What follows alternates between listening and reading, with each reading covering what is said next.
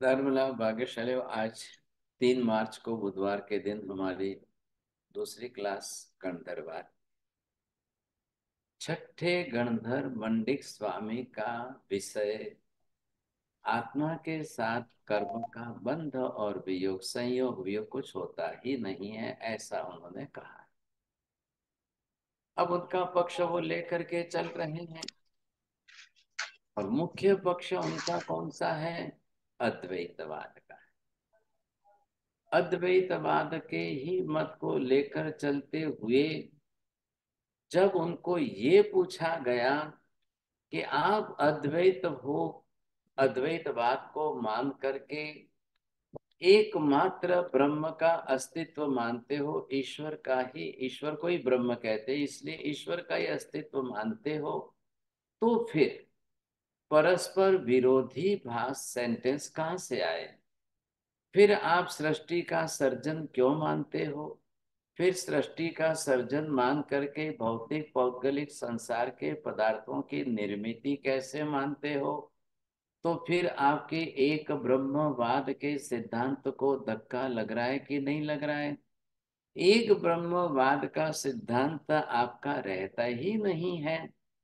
और अगर वो एक ब्रह्मवाद का सिद्धांत आपको परमानेंट कायम रखना है, तो फिर आप सृष्टि का सर्जन विसर्जन संचालन ये सारी झंझट छोड़ देनी चाहिए आपको। ये क्यों मानते हो? मेहता जी, कोशिश करना समझने की मूलभूत बात कहाँ आ रही है। ये शंका मंडिक स्वामी की शंका नहीं, सिद्धांत है उनकी मान्यता का।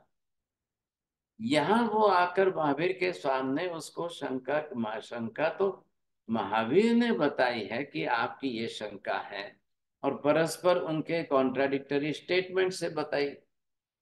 लेकिन मंडिक ब्राह्मण पंडित के रूप में जब तक गणधर नहीं बने हैं, वहां तक तो वो अद्वैतवाद के सिद्धांत के हिसाब से एक के सिवाय अन्य किसी का अस्तित्व स्वीकारने को तैयार नहीं है। और वो जिसको ब्रह्म कह रहे हैं, ध्यान से समझिए, दूसरा पक्ष आ रहा है। वो जिसको ब्रह्म कह रहे हैं, वो ब्रह्म ही दूसरे किसी से बंधा होना या मुक्त होना, ये उस ब्रह्म के साथ घटना नहीं है, या पूरे जगत के अंदर ब्रह्म के सिवाय अन्य पदार्थ का अस्तित्व ही नहीं है। दो में फर्क क्या पड़ रहा है? मैं देखिए, ब्रह्म, पहली बात उन्होंने क्या कहा? अद्वैतवाद का मूल सिद्धांत है एकमेव अद्वितीयम अस्ति, नेह नानास्ति किंचन। ये शंकराचार्य के दो सूत्र है।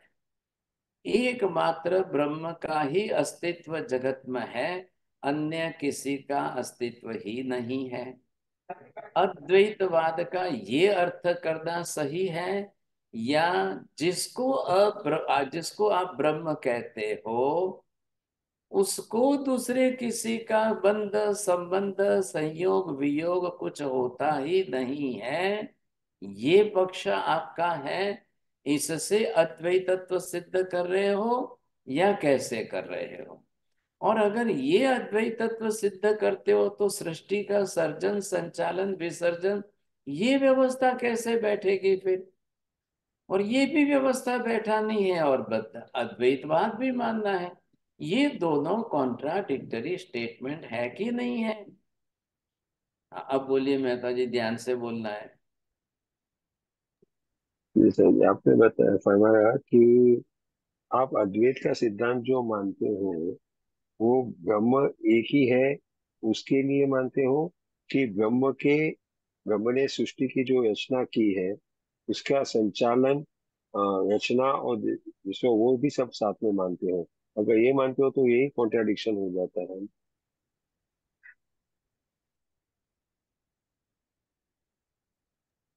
हाँ आपने जी। 3 बात कही थी सर। हाँ बोलिए चौड़िया जी, बरोबर बोलना है, सोच समझ के बोलना है।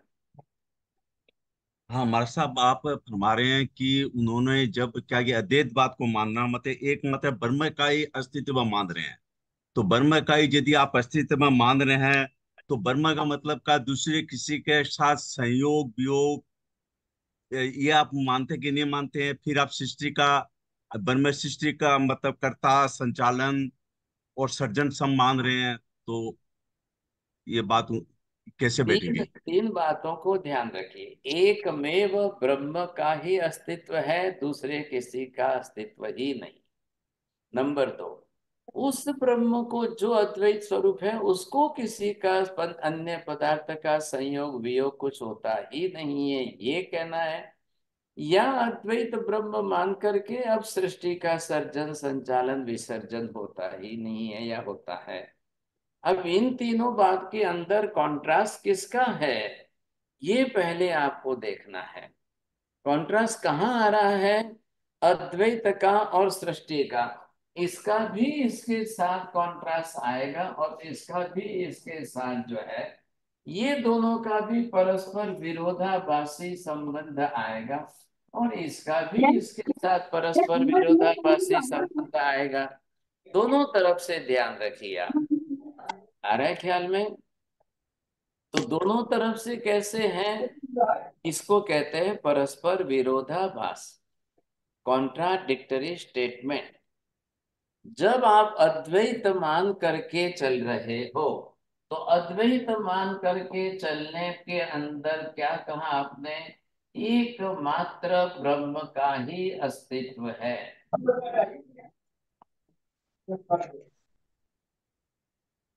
एकमात्र ब्रह्म का ही अस्तित्व है, ब्रह्म अतिरिक्त अन्य किसी का अस्तित्व आप स्वीकार करने को तैयार ही नहीं हो।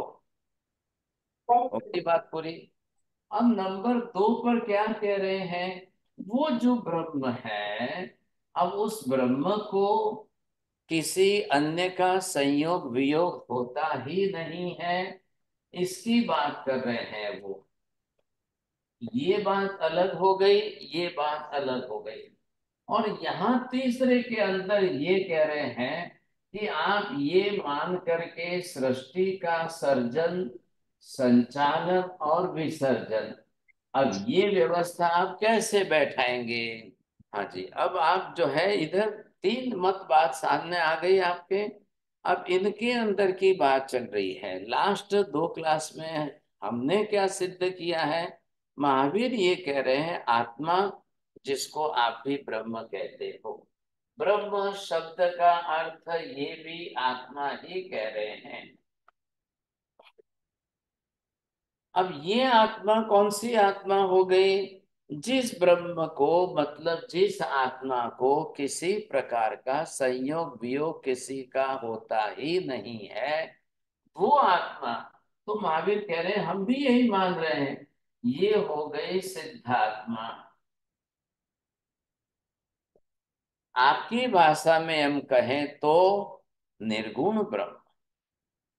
आगे ना बात में ये, अब ये निर्गुण ब्रह्म है, तो इसको कभी किसी का संयोग वियोग कुछ भी होता ही नहीं है।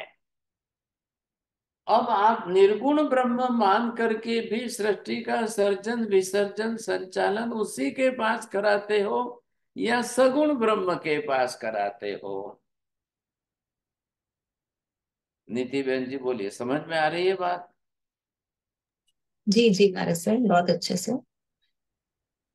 कि ये जो अद्वैतवाद को मानते हैं उनका फर्स्ट पॉइंट इज कि वह सिर्फ एक में ब्रह्म के ही अस्तित्व को मानते हैं, अन्य किसी के अस्तित्व को नहीं मानते। फिर द सेकंड पॉइंट इज कि वो जो उस ब्रह्म जो वो ब्रह्म है, वह अन्य किसी पदार्थ का संयोग वियोग संबंध उसका होता ही नहीं है। एंड देन अगर हम उस ब्रह्म को ऐसा मानते हैं कि वह निर्गुण है, तो फिर वह सृष्टि का सर्जन संचालन विसर्जन कैसे करते हैं, ये व्यवस्था नहीं बैठती है। हाँ, बहुत अच्छा। चलिए, निर्गुण ब्रह्म को आप सृष्टि का सर्जन विसर्जन संचालन निर्गुण ब्रह्म से करते हैं या सगुण ब्रह्म से करते हैं? पहली बात तो उन्होंने ये टेक्निकल टर्मिनोलॉजी यूज की है, ध्यान रखना। महावीर ना कह रहे हैं, महावीर कह रहे हैं कि हमेशा जो होता है सगुण ब्रह्म ही होता है, निर्गुण ब्रह्म संभव ही नहीं है। कोशिश करना समझने की। आत्मा द्रव्य है, आत्मा गुणवान द्रव्य है, गुण रहित द्रव्य कोई भी नहीं होता है, तो आत्मा भी कभी हो ही नहीं सकती है। ये आपने पदार्थ विज्ञान में तो समझा। ये समझना पड़ेगा कि ये चीज चली कैसे। विपुल ये जी, गड़बड़ जैन शास्त्रों में। विपुल जी थोड़ा तो ये ध्यान, काल दोष, देश विरोध लिए कथन तो काल दोष ते भय। ये इस कार्य विषय प्रत्यक्ष ज्ञानी छोड़ के व चले जाते हैं बहुत ये। पुण्य शिक्षा प्रत्यक्ष ज्ञानी जैन को यूएसए, काइंडली म्यूट योरसेल्फ। शिक्षा जैन यूएसए। वो सुनेंगे थोड़ी। अच्छा हो गया। अब यहाँ पर आपको क्या समझना है, महावीर ने क्या किया, सगुण निर्गुण, सगुण ही द्रव्य होता है, निर्गुण कभी द्रव्य होता ही नहीं है। बोलिए कीर्ति बहन जी, बोलिए।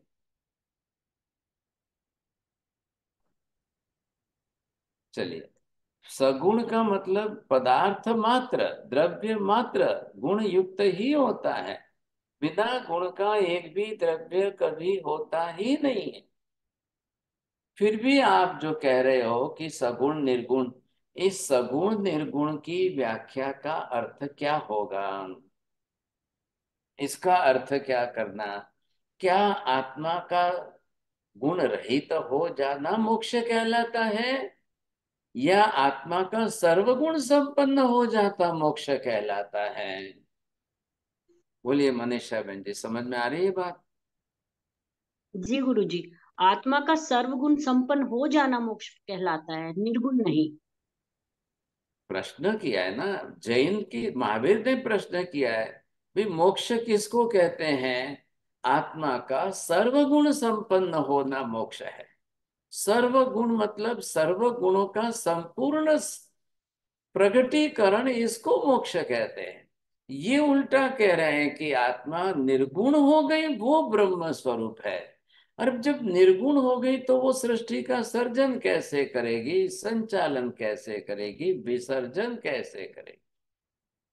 ये बड़ी विरोधाभासी बात आप कर रहे हो, और ऐसी विरुद्ध बातें लिख करके कैसे आप बात बैठाओगे?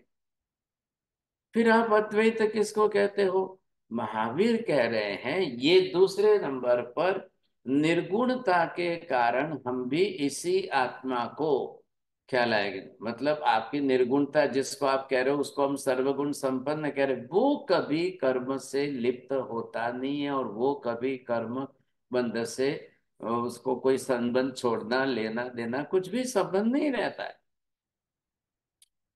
इस बात में हम भी अद्वैतवादी हैं।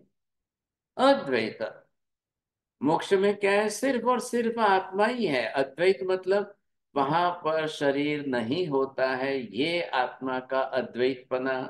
वहां पुद्गल का संग संबंध कुछ नहीं होता है, ये अद्वैतपना। वहां कर्म का बंध संबंध बिल्कुल नहीं होता है, ये अद्वैतपना। बोलिए अंसावन, बोलो।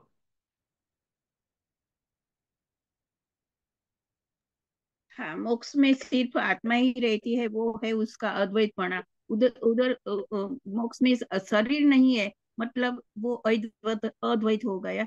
पदगल पुद्गल परमाणु नहीं है, कर्म नहीं है, इसलिए वो अद्वैत हो गया। अब वहां किसी का संबंध नहीं है, वस्तु नहीं है ऐसा मत बोलना, वहां पर सब कुछ है। अब उनका किसी के, जो मुक्त आत्मा हो गई उसका किसी के साथ कोई संबंध कुछ भी नहीं है। ऐसा अद्वैतपना मोक्ष में सिर्फ और सिर्फ आत्मा का ही अद्वैतपना है, दूसरा कोई पदार्थ ही नहीं है। क्या ये व्याख्या आपको स्वीकार्य है? चलो, आपने टर्मिनोलॉजी बदली, आपने निर्गुण ब्रह्म कह दिया, हम भी एक मिनट के लिए आपकी बात स्वीकार कर लेते हैं। वो आत्मा इस प्रकार की ऐसी है। अब उसके बारे में हम फिर बाद में सिद्ध करेंगे, सगुण निर्गुण की बात बाद में रखेंगे। पहले अद्वैतत्व के लिए आप इस बात को स्वीकार करने को तैयार हो कि नहीं? अब उनके लिए धर्म संकट खड़ा हो रहा है, अद्वैतपना भी नहीं छोड़ना है, सृष्टि का सर्जन संचालन विसर्जन ये भी नहीं छोड़ना है। अब क्या करेंगे आप? तो शंकराचार्य ने क्या कह दिया अद्वैतवादियों ने, भाई निर्गुण ब्रह्म सृष्टि का सर्जन विसर्जन सब कुछ करता है, फिर भी आप उसको बिल्कुल दिवा स्वप्न की तरह से मानो। अब दिवा स्वप्न का मतलब क्या कहना है आपको? दिन में आए हुए स्वप्न के जैसा। आप सो गए और थोड़ी देर में स्वप्न तो आ गया, लेकिन आंख खुलने पर देखा तो कुछ नहीं है। तो क्या ईश्वर ऐसी सृष्टि बनाता है where there is no reality? किसी प्रकार की वास्तविकता जैसा कुछ है ही नहीं। तो है ही नहीं तो फिर ऐसी निरर्थक सृष्टि ईश्वर क्यों बनाता है? और उसमें भी निर्गुण ब्रह्म बनाएगा, ये कैसी बात आई? आप समझिए गए?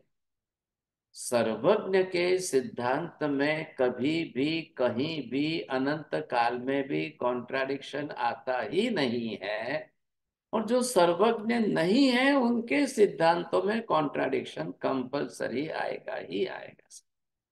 बोलिए मीना बहन जी, बोलो। When it's absolute truth, there can never be any contradictions. अब आपको ये समझना है कि इस तरह से ये क्या जवाब देंगे? क्या जवाब अद्वैतवादी क्या जवाब देंगे? बोलिए मेहता जी, इनको अपना बचाव करने के लिए क्या बोलना पड़ेगा?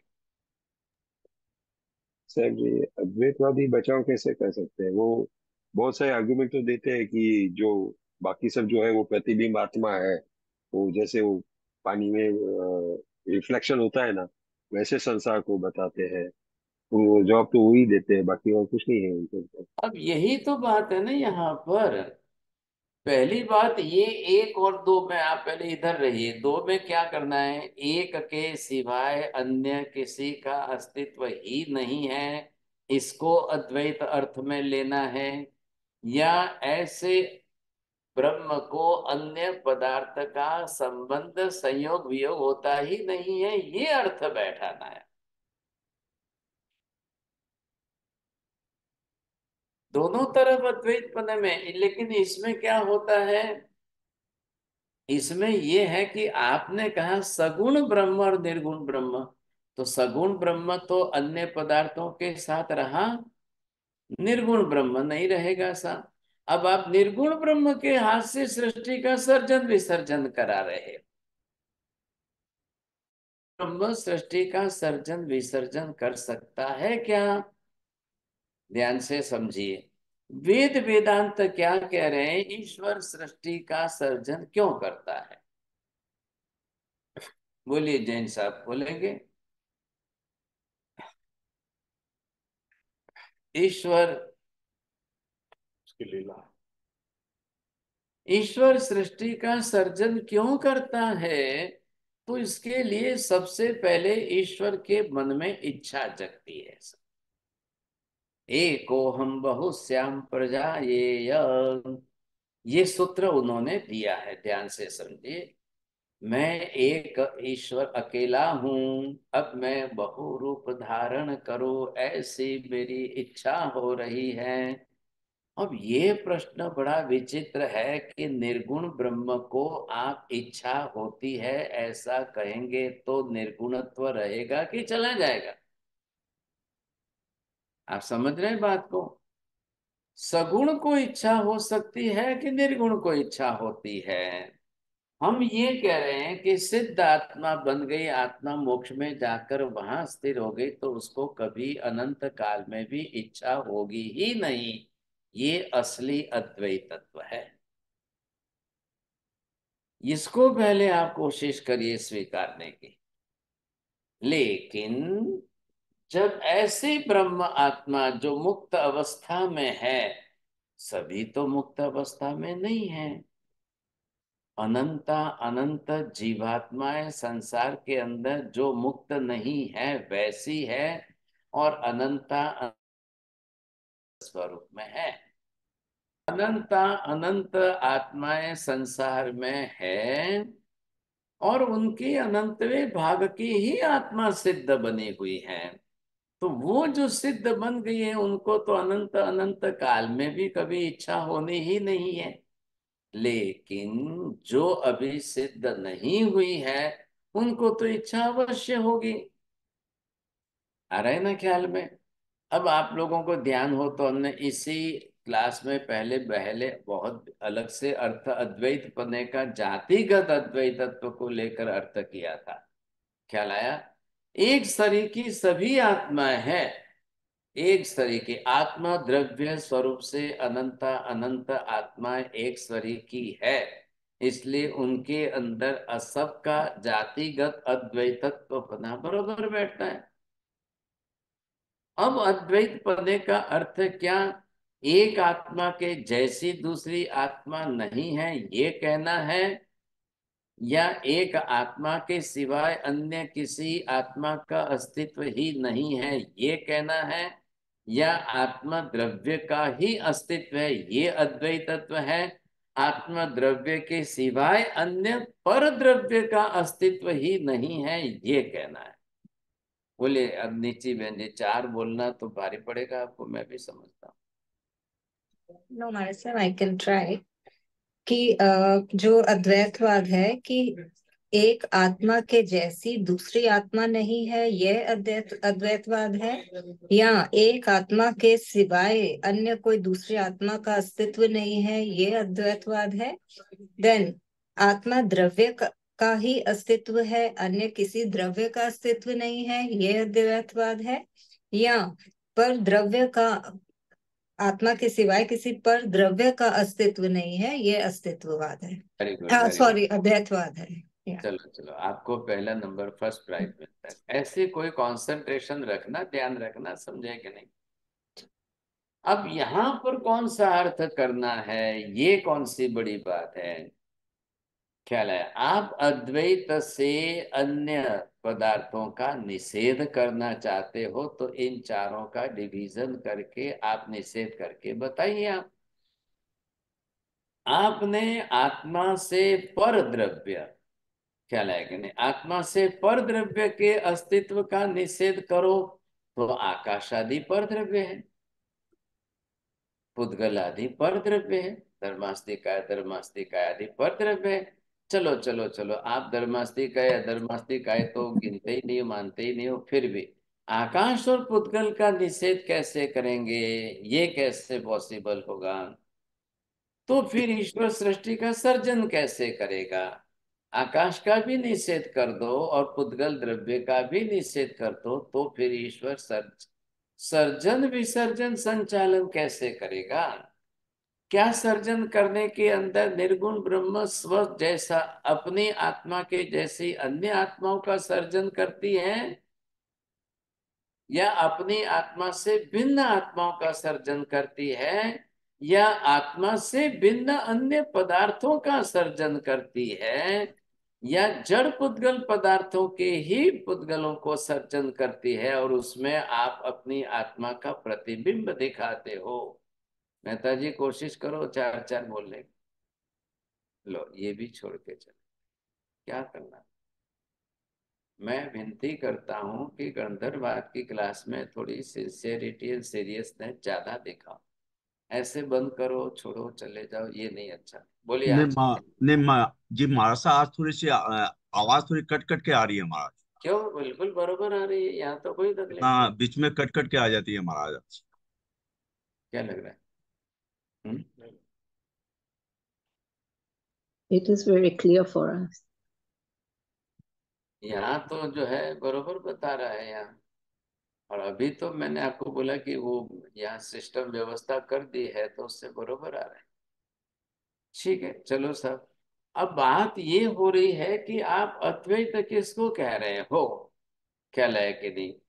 अब अपने आत्मा जैसी अन्य आत्मा मानना ही नहीं, ये गलत हो जाएगा। महावीर क्या कह रहे हैं? स्व आत्मा द्रव्य स्वरूप संसार की अनंत अनंत आत्माएं मान रहे हैं हम तो ये यहाँ पर जैसी जो है ये मेरी आत्मा है।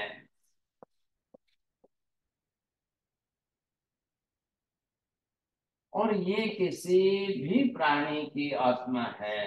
अब क्या फर्क है दोनों के अंदर? आप क्या कर रहे हो, एक से दूसरे को देहधारी पर्याय में देखते हो। महावीर क्या कह रहे हैं, देहधारी पर्याय शरीर की है, उससे भिन्नता है। आत्म द्रव्य में समानता है। आत्म द्रव्य की समानता, आत्म गुणों की समानता एक सरीखी होने से वहां अद्वैतत्वपना जातिगत रूप से बराबर आता है, कोई ना नहीं। आत्मेतर पदार्थ मतलब क्या हुआ, आत्मा तर से, आत्मा से भिन्न पर द्रव्य जो आत्मा से विरुद्ध द्रव्य है, उसका अस्तित्व आप निषेध करते हो कि स्वीकारते हो? अरे बात ख्याल में, अगर आत्मा से सर्वथा भिन्न विरुद्ध गुणधर्म वाले विपरीत पदार्थ का अस्तित्व स्वीकारना कि नहीं स्वीकारना, नहीं स्वीकारोगे, ना बोलोगे तो आत्मा आकाश के बिना कैसे रही? और पर द्रव्य पुद्गल को भी नहीं स्वीकारोगे तो सृष्टि का सर्जन विसर्जन संचालन कैसे? क्योंकि ईश्वर जो सृष्टि का सर्जन करता है उसमें सिर्फ अपने जैसी आत्मा नहीं बनाता है। अगर अपने जैसी आत्मा ही बनाए तो आप उसको स्वीकारोगे नहीं। आप तो एकेश्वरवादी हो, एक आत्मवादी हो। एक ही आत्मा का संसार में अस्तित्व है, आप तो दूसरी अन्य आत्मा का अस्तित्व भी स्वीकारने को तैयार नहीं हो। महावीर क्या कह रहे हैं, एक जैसी समान ऐसी संसार में अनंता अनंत आत्माएं हैं, और आत्मा द्रव्य गत समानता होने के कारण बिल्कुल अद्वैतत्वपना भी बरोबर बैठता है। आत्मा द्रव्य गत समानता किस अर्थ में है? असंख्य प्रदेशों में है, अखंडता के अंदर है, ज्ञान दर्शन आदि गुणों में है। किसी भी रूप के अंदर एक आत्म द्रव्य से अन्य आत्म द्रव्य में 19-20 का कोई अंतर नहीं है। बोलिए, जैन साहब बोलना है? चलिए आज, चलिए जी बोलिए। हाँ, महाराज साहब, आपने बताया कि महावीर स्वामी ने बताया कि द्रव्य स्वरूप से एक आत्मा दूसरी आत्मा से भिन्न नहीं है, क्योंकि नंबर वन, द्रव्य स्वरूप से असंख्य प्रदेश है सभी आत्मा के। नंबर टू, अखंड है। और नंबर थ्री, गुण भी सभी आत्माओं का एक सरीका है सत्तागत में। हाँ जी, अब इनका क्या है, ये एकेश्वरवादी है।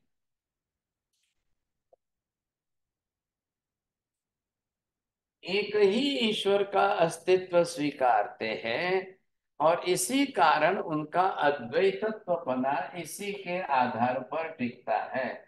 इसलिए वो इसके सिवाय अन्य किसी को आत्मा के रूप में मानने को तैयार नहीं है। चलो ठीक है, तो पर पुद्गल द्रव्य को स्वीकार करके सृष्टि का सर्जन करके अनंता अनंत पदार्थों की व्यवस्था आप स्वीकार रहे हो, और उनके अंदर एक आत्मा का प्रतिबिंब आप स्वीकार रहे हो। उसमें आपका कोई दोष नहीं लग रहा है, ये बात आ रही। तो महावीर क्या कह रहे हैं, ये हो गई आत्म द्रव्य की बात। अब आत्म द्रव्य की बात करके महावीर ने स्पष्टता कर दी सर, और इसके सिवाय उन्होंने पर पुद्गल द्रव्य को भी स्वीकारा है। अब ये कौन हुआ, आत्मा से पर द्रव्य। अब पर द्रव्य कौन हुआ, पुद्गल द्रव्य। ये पुद्गल द्रव्य, ये इसके परमाणु। अब ये परमाणु इतने अनंता अनंत की संख्या में होते हुए भी, और प्रत्येक आत्मा के चारों तरफ रहते हुए भी, ये जीव आत्मा इसको ग्रहण करेगी, स्वीकार करेगी, लेकिन ये इसको स्वीकार नहीं करेगी। ये आत्मा जो है सिद्ध पर्याय में चली गई है। ये आत्मा पर द्रव्य को, पुद्गल को स्वीकार नहीं करती, लेती नहीं है, बांधती नहीं है, कुछ नहीं। इसलिए सिद्धावस्था में आत्मा अन्य पर द्रव्य से बंध संबंध कुछ भी नहीं होता है करके अद्वैत बना भी टिका हुआ है। लेकिन संसार की अनंत आत्माओं के अंदर ये कार्बन वर्गणा के पुद्गल परमाणु बरोबर आते हैं, ये चिपकते हैं, इसका संयोग वियोग होता है, इसका निषेध नहीं कर सकते। अरे ये बात ध्यान में। अब जिनको बोलना है अपनी इच्छा से बोलो। छाया बेन शाह बोलવું છે? चलिए बोलिए जैन साहब। महाराज साहब, आपने फरमाया कि संसारी आत्मा पर पुद्गल को ग्रहण करती है, संयोग वियोग होता है, लेकिन जो सिद्ध आत्मा है वो इन परमाणुओं को लेती ही नहीं है। हाँ जी बरोबर है। अब इनके अंदर देखिए साहब, दो भेद करके बरोबर चलना है आपको। दो के अंदर आपने ध्यान दीजिए, ये जो है यहाँ पर आपने देखा कि ये सिद्ध आत्मा है। अब यहाँ पर भी यही कार्बन वर्गणा के पुद्गल परमाणु ये है, अनंता अनंत है। और यहाँ पर संसार के अंदर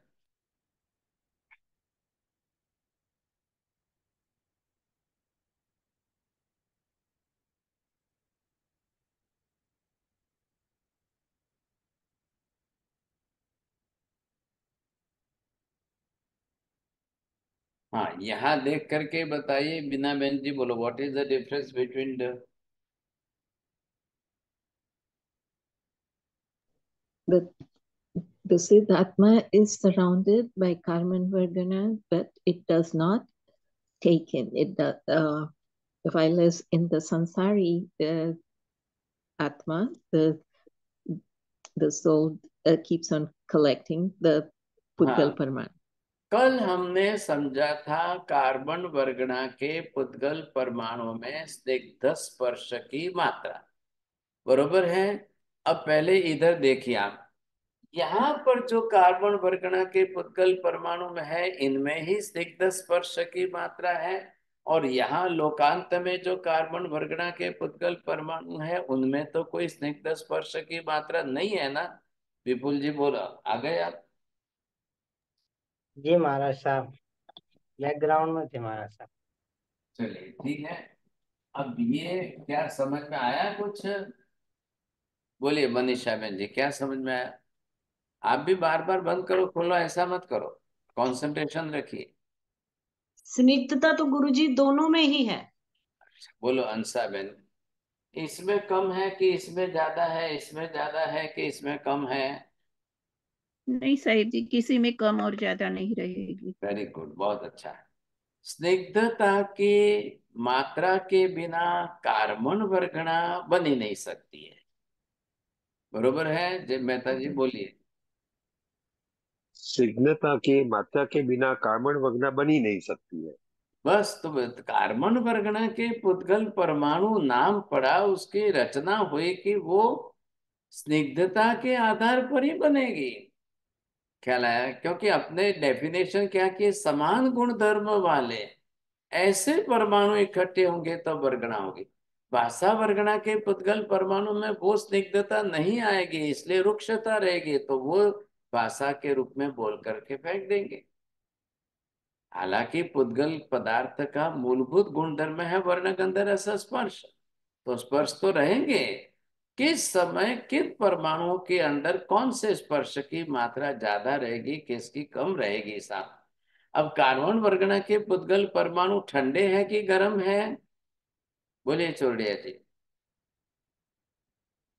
कार्बन पर परमाणु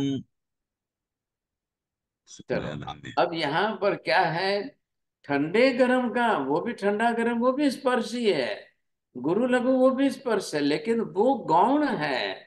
नहीं है ऐसी बात नहीं है, जितने प्रमाण में है उतना है, लेकिन अधिकता किसकी है? स्निग्ध स्पर्श की अधिकता है। आपने क्या समझा था परमाणु की व्याख्या के अंदर? 8 प्रकार के स्पर्श में से एक पैर रहेगी, दूसरी पैर नहीं रहेगी, जोड़ी। अब उसके अंदर यहां पर कार्बन वर्गणा लोकांत में जहां सिद्ध है, वहां अनंत अनंत कार्बन वर्गणा के पुद्गल परमाणु भरे पड़े। तो स्निग्ध स्पर्श होने के कारण ये कार्बन वर्गणा के पुद्गल परमाणु आत्मक प्रदेशों के साथ चिपक क्यों नहीं जाते हैं? क्यों नहीं क्रमबद्ध हो जाता है?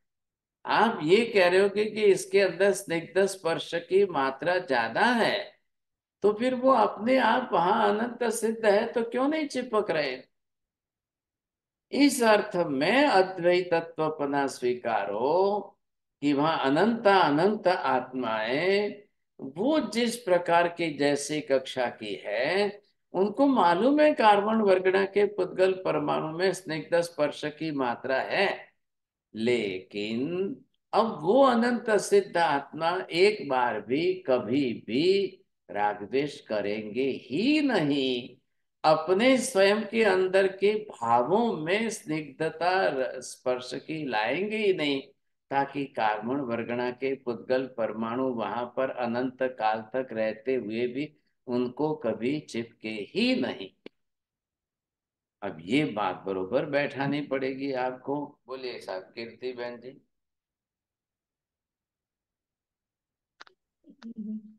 सिद्ध की जो वो कार्बन वर्गना राग द्वेष नहीं है उनमें, तो वो कार्बन वर्गना में स्निग्धता के कारण उनके पास आएगी ही नहीं।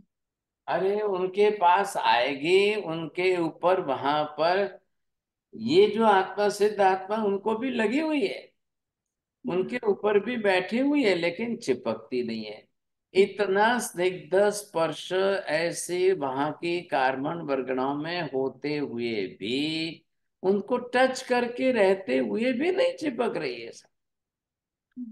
ये विशेषता है।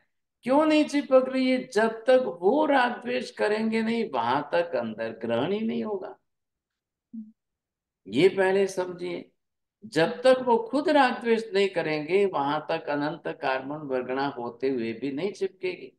अभी हमारी बात कर लो ना, हम बैठे, हम ज्ञानाचार में स्थिर है, हम इतने स्थिर हो गए ज्ञानाचार के अंदर कि एक रत्ती भर भी इधर उधर का राग द्वेष कर ही नहीं रहे, तो यहाँ पर भी होते हुए हमको भी नहीं चिपक रही है। ऊपर से अंदर जो आत्मा के अंदर प्रदेशों के साथ चिपकी हुई है, उसकी भी निद्रा हो रही, वो और बिखर बिखर करके बाहर जा रही है। मतलब उन कार्बन वर्गणा के पुद्गल परमाणु में जो स्निग्ध रस है, उसको हम अपने टेम्परेचर से, अपने इस ध्यान की अग्नि से, एकाग्रता से उसको स्निग्ध स्पर्श को बदल करके रुक्ष स्पर्श करके उसको बिखरते जा रहे हैं, ताकि वो नेजरा हो रही है। बोलिए। हाँ चलिए जी, अब आई बात समझ में। जी महाराज साहब, अपने चारों तरफ मतलब कार्बन वर्गना के पुद्गल परमाणु है, और जब तक राग द्वेष नहीं करेंगे तब तक वो स्निग्धता होते हुए भी अपने नहीं चिपकेगी। क्यों? हाँ और अभी का आप एग्जाम्पल दिए हैं कि अभी हम ज्ञान आचार में है, तो इसके कारण न राग न द्वेष करते हैं, तो हमारे कार्बन वर्गना के पुद्गल परमाणु नहीं चिपकेंगे और प्लस निर्जरा भी होएगी। अब ये बात है कि कार्बन वर्गणा के पुद्गल परमाणुओं का अस्तित्व स्वीकारने से अद्वैतवाद नष्ट हो गया क्या? आत्मा से इतर अन्य पर पदार्थ के रूप में कार्बन वर्गणा के पुद्गल या समस्त पुद्गल द्रव्य को स्वीकारने से अद्वैतपना, आत्मा का नाश कभी हो ही नहीं रहा है। पहले ये बात समझिए।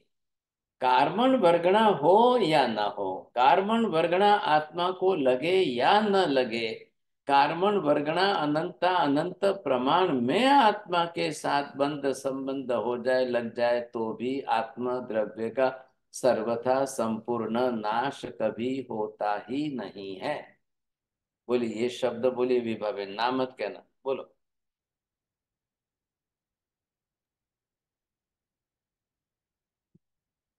भगवान भला करे आपका। हम्म। चलिए साहब, बोले डॉक्टर साहब, आप तो बोलने वालों में। चलिए विपुल जी बोलो आप, चलिए। थोड़ा सेंटेंस लंबा हो गया तो फट से बना कर देते हो। बोलो दीपिका बहन जी, बोलना है आपको। जी महाराज साहब, आपने बताया कि कार्बन वर्ग ना हो या न हो, लगे या न लगे, अनंतानंत प्रमाण में आत्म प्रदेशों के साथ चिपकने के बाद भी आत्म द्रव्य का सर्वथा संपूर्ण अ, नाश कभी होता ही नहीं है। बस ये बात हो गई। आपको आपको क्यों डर है कि अद्वैतपना आपका चला जाता है? कहाँ चला गया अद्वैतपना? अनंता अनंत काल से अनंता अनंत कार्बन वर्गणाएं अनंत आत्माओं को लगने के बाद भी, और अनंत अनंत काल तक लगी रहने के बावजूद भी, आज दिन तक कभी एक भी आत्मा के अस्तित्व का सर्वथा नाश, लोप, अभाव कुछ हुआ ही नहीं है। तो कहाँ आपको तकलीफ है? क्यों आप ऐसी चिंता कर रहे हो? ये आत्मा ऊपर से जब सिद्ध बन गई, तब भी आत्मा के असंख्य प्रदेशों में न तो एक प्रदेश की हानि हुई है, न एक प्रदेश की वृद्धि हुई है। न एक भी गुण की हानि हुई है, न एक भी गुण की वृद्धि हुई है। निगोध की प्रथमा अवस्था में भी वही ज्ञान दर्शन आदि गुण जितने अनंत प्रमाण में था, वही उतना ही सिद्ध स्वरूप के अंदर हुआ है, प्रकट हुआ है। गुण बाहर से आया नहीं है, गुण बाहर जाता नहीं है, था वही पूर्ण रूप में प्रकट हुआ। बादल घनघोर घने काले बादल चाहे कितने भी आए और चले भी जाए, सूर्य को क्या फर्क पड़ता है? सूर्य को तो बादल स्पर्श भी नहीं करते हैं, तो फिर कहाँ चिंता करने की बात है? यहाँ पर परद्रव्य के अस्तित्व का स्वीकार करने के बाद भी स्व आत्मा द्रव्य का अस्तित्व का सर्वथा लोप या अभाव कभी होता ही नहीं है, बना रहता है। तो आप उसको अद्वैत के रूप में स्वीकारो, उसमें कहाँ तकलीफ है? कितनी बड़ी बात है, सोचिए आप, समझे कि नहीं? अब ऐसी स्थिति में ये मंडिक स्वामी अपनी जिद पकड़ के बैठे कि नहीं नहीं नहीं नहीं नहीं नहीं नहीं, आत्मा के साथ पर पुद्गल द्रव्य का बंध संबंध वियोग संयोग वियोग कुछ होता ही नहीं है। ये ऐसी धारणा वो अपने जिद के रूप में पकड़ के बैठे। बोलिए कीर्ति बहन जी, अब तो समझ में आएगा। आत्मा के जो गुण है, उनमें एक भी गुण कभी कम नहीं हुआ और कभी ज्यादा भी नहीं हुआ है। और आत्मा के प्रदेश जो है, वह भी कम भी नहीं हुए हैं और ज्यादा भी नहीं हुए हैं, उतने चलो, ही रहे। बहुत बहुत अच्छा। अब ये हमें समझना होगा कि नहीं, ऐसे कैसे हो जाएगा? तो यहाँ पर देखिए, यही कार्बन वर्गणा जो लोकांत के अंत में है, सिद्धों के ऊपर है, वही कार्बन वर्गणा पूरे 14 लोक में सर्वत्र है। बिना स्निग्ध स्पर्श की कार्बन वर्गणा ही नहीं है, सर्वत्र है। हाँ, ये है कि कार्बन वर्गणा के स्निग्ध स्पर्श की डिग्री में कहीं कम ज्यादा जो भी हो, फिर भी अकेली कार्बन वर्गणा स्निग्ध स्पर्श के कारण आत्मा के साथ बंध संबंध में जुड़कर एक रस बन जाए, ऐसा नहीं होता है। जब तक आत्मा स्वयं अपने राग द्वेष कसाय की तीव्रता नहीं लाएगी, वहां तक बंध संबंध नहीं होगा। दोनों बात का ध्यान रखिए आप, ख्याल आएगा नहीं? तो ये हमें पहले समझना है। एक तरफ आपने देखा है फेविस्टिक के अंदर वही चिपकाने वाला द्रव्य जब तक उसकी बोतल में पैक है, वहां तक वो खुद अंदर नहीं चिपक रहा है, वो बरोबर लिक्विड फॉर्म में बना रहता है। और जैसे ही खोलकर बाहर किसी के साथ चिपकाओ, तब वो द्रव्य चिपक जाते हैं। लेकिन वो जिसमें पैकिंग करके दिया है वहां तक वो नहीं चिपकेगा। ये आत्म प्रदेशों के साथ आत्म प्रदेशों की अनंतता तो बरोबर बनी रहेगी। आत्म प्रदेशों के आत्माओं की अनंतता संख्या में बनी रहेगी। एक एक आत्मा के प्रदेशों की अखंडता के कारण उनकी भी अस्तित्व बरोबर बना रहेगा, और प्रत्येक में उनके गुणों का अस्तित्व भी बना रहेगा। चाहे कितना भी अनंत अनंत कर्म का आवरण एक एक आत्मा पर लग जाए, फिर भी एक भी गुण के अनंतत्व को वह कर्म नहीं नष्ट कर सकता है, बरोबर बने रहेंगे। गुणों का अस्तित्व बना रहेगा, गुणों के प्रमाण का अस्तित्व भी बना रहेगा। चाहे काल कितना अनंत अनंत बीतता जाए, न तो आत्मा के एक गुण का अस्तित्व नष्ट होगा, न एक प्रदेश का अस्तित्व नष्ट होगा, न आत्म द्रव्य के अस्तित्व का अभाव होगा। ये कभी हो ही नहीं सकता है। ख्याल आ रहा है आपको?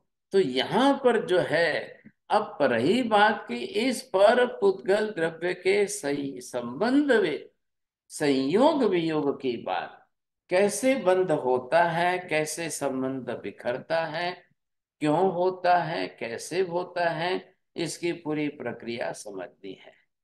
अब इसको समझने के बाद भी अद्वैतपना, ख्याल है कि नहीं, अद्वैतपने का और अर्थ करना पड़ेगा। तो वो भी हम करेंगे आगे चल करके, उससे भी ख्याल आएगा। किसको पूछना है? जैन साहब बोलो। महाराज साहब, आपने कहा कि ये जो पर पुद्गल परमाणु हैं ये चिपकते हैं राग द्वेष के कारण। तो इसका मतलब जो है धर्मास्तिक है, धर्मास्तिक है, उनमें राग द्वेष करते नहीं तो वहाँ चिपकेंगे ही नहीं। अब वो तो करते ही नहीं है, उनको करना कैसे? सही बात। धर्मास्तिक है, अधर्मास्तिक काय को तो कभी भी अनंत काल में उसमें राग द्वेष तो होने ही नहीं है। जी।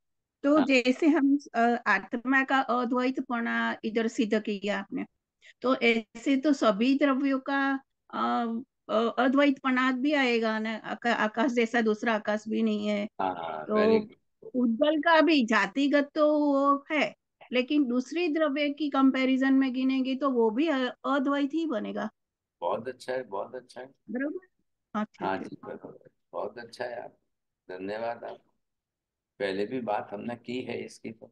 आप, नमो हरियंताणम, नमो सिद्धाणम, नमो हरियाणम, नमो वज्रायाणम, नमो लोए सब साहुनम, एषु पंच नमुकारो सब पापप्रणाशनो, मंगलाणं च सर्वेसिं परमं हवै मंगलम्।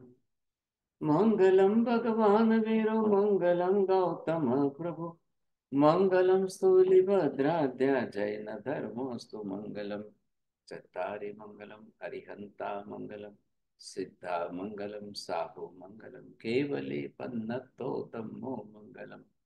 चत्तारि लोकोत्तम अरिहंता लोकोत्तम, सिद्धा लोकोत्तम साहु लोकोत्तम, केवले पन्नतोतमो लोकोत्तम। चत्तारि शरणं पवज्जामि, अरिहन्ते शरणं पवज्जामि, सिद्धे शरणं पवज्जामि, साहु शरणं पवज्जामि, केवले पन्नतं धम्मं शरणं पवज्जामि। सर्वमङ्गलमाङ्गल्यं सर्वकल्याणकारणं, प्रधानं सर्वधर्माणां, जैनं जयति शासनम्। धर्मला, काल बना धर्मला, बहुत बहुत पति नमन